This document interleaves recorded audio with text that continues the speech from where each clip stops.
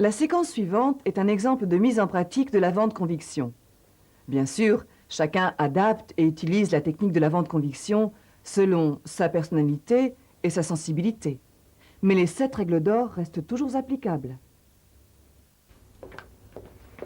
Bonjour monsieur. Bonjour monsieur. Je suis monsieur Durand, responsable commercial du secteur nord chez Primeur. J'ai rendez-vous avec monsieur Dupont. Oui, c'est moi, asseyez-vous. Merci. Tenez, voici ma carte de visite. Alors, dans ce cas, allez, voici la mienne. Merci. Voilà, monsieur Dupont, j'ai tenu à cette visite pour que nous puissions faire connaissance. Je viens de reprendre le secteur laissé par mon prédécesseur et je souhaitais voir avec vous l'état de vos commandes et leur régularité. J'ai surtout des problèmes avec Primeur. Hein. Et mes ventes baissent de plus en plus, hein, à l'image de la qualité des produits que vous offrez. Vous savez, moi je trouve ça assez scandaleux de se prétendre le numéro 1 et de ne pas pouvoir respecter ses engagements qualité. Bien, voyons monsieur Dupont, je ne peux traiter qu'un point à la fois. Alors si vous le voulez bien, commençons par la qualité de nos produits. Vous affirmez que notre qualité est mauvaise et déficiente depuis quelque temps, c'est bien cela? Oui, tout à fait. La phase découverte n'a pas encore eu lieu, mais le vendeur se doit de traiter l'objection pour pouvoir ensuite établir encore mieux le rapport. Alors, en quoi la qualité de nos produits vous a fait perdre du chiffre d'affaires?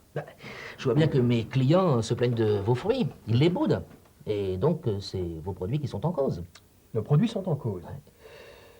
Écoutez, monsieur Dupont, imaginez un seul instant ce que dirait l'ensemble de nos clients si véritablement nos produits étaient en cause. Ça, oui, c'est sûr. Enfin, je ne m'attendais pas et j'imaginais pas autant de mes ventes sur les fruits et légumes, mes ventes que j'arrive pas à m'expliquer. Bon, écoutez, voyons ensemble les causes possibles, ok? Oui, d'accord, oui. Bon. Tenez, voici vos statistiques. Quand je les observe, je vois que vos commandes sont régulières et même en progression. Donc, il n'y a pas d'arrêt de vos commandes, ni même de frein, n'est-ce pas? Oui, mais enfin, comment expliquer cette baisse et surtout autant de déchets? Parce que moi, j'ai un taux élevé de déperdition, tout part à la benne. Des déchets et des déperditions, vous dites? Ah oui. Ben voilà qui nous éclaire. Moi, je pense qu'il faudrait se focaliser sur votre rayon et sur son organisation. Tenez, tout à l'heure, je suis allé dans votre rayon, qui est très bien achalandé d'ailleurs. Et je pense qu'il pourrait être encore mieux organisé, ce qui vous permettrait d'accroître votre chiffre d'affaires et vos marges. Qu'en pensez-vous? Mettez-vous en cause mes qualités d'organisateur, là, monsieur Durand? Pas du tout, pas du tout. Tenez, j'ai avec moi des plans d'organisation de rayons. Regardez. Ils servent à optimiser les ventes. Ce que je veux vous montrer, c'est que nous pouvons travailler ensemble et donc accroître votre chiffre d'affaires et vos marges. Qu'en pensez-vous? Non, mais c'est d'accord, oui. Eh bien, écoutez, il ne nous reste plus qu'à aller dans votre rayon et imaginer ensemble un nouvel achalandage. Bon, allons-y. Je vous suis. Monsieur Durand, je tiens à vous remercier pour vos conseils. Hein. Et puis, surtout pour l'aide que vous m'apportez dans l'installation des fruits dans le rayon.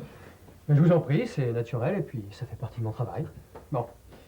Écoutez, on va voir maintenant donc vos besoins en fruits, si vous le voulez bien. Oui, là, j'ai quelques petits problèmes quant aux rotations. Vous savez qu'habituellement, les fruits tournent bien, mais les traditionnels, les cerises, les fraises, ça n'a pas un franc succès. Quoi. On dirait que les gens attendent autre chose.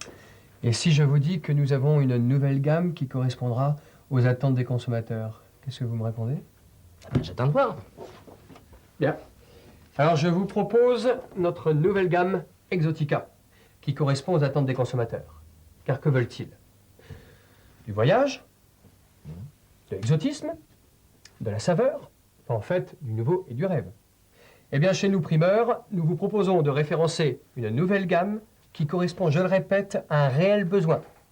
Oui, mais avez-vous des tests de consommation? Parce que je ne peux pas me lancer comme ça à l'aveuglette. Mais bien sûr. Tenez, nous avons réalisé il y a 6 mois une enquête qualitative auprès d'un échantillon représentatif des ménages français. Et puis de leurs attentes. Voyez vous-même, 65% des ménages attendent du nouveau.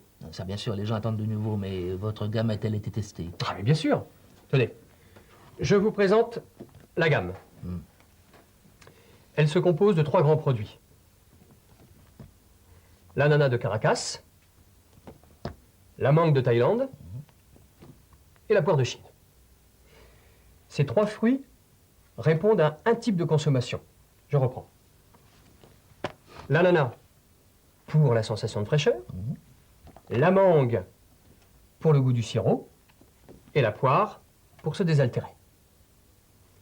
Et voici un autre test consommateur qui prouve que notre gamme Exotica de chez Primeur est bien appropriée. Oui, je vois, oui.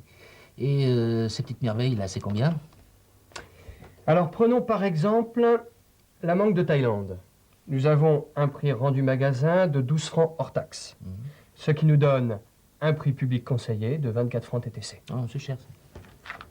C'est cher, c'est-à-dire? Ben non, c'est cher, c'est tout. Par rapport aux cerises et aux fraises qui se vendent entre 12 et 16 francs le kilo, c'est cher pour la consommatrice, quoi. Oui, mais vous me parlez de cerises et de fraises. Imaginez un moment la réaction de vos consommatrices, de vos clientes, lorsqu'elles vont découvrir ces produits pleins de saveurs dans votre rayon. Bon, allez, c'est d'accord. Moi, ce que j'aimerais maintenant, c'est que on passe à la commande, là. J'aimerais que vous fassiez un effort de 10 ou 15%, là, pour compenser le manque. Enfin, quand je dis le manque, c'est l'absence totale de conseils de votre prédécesseur. Puis, c'est sans compter sans l'entrée de votre gamme dans mes rayons. Mais attendez, là, monsieur Dupont, là, je ne peux pas vous accorder une réduction sur les conseils ou les non-conseils de mon ancien collègue. Par contre, je peux analyser l'entrée du ticket de la nouvelle gamme dans votre rayon. Je suis conscient de l'effort que vous faites. Allez, disons, je vous accorde 5% à valoir sur votre prochaine commande. Ah, 5% maintenant. 5% maintenant? Ouais. Allez, d'accord. Bien. Alors, on signe. Et en plus, je vous accorde une remise de 2% à titre exceptionnel en guise de compensation. C'est bien. Allez. Vous voyez, chez Primeur, on peut faire des gestes. Allez,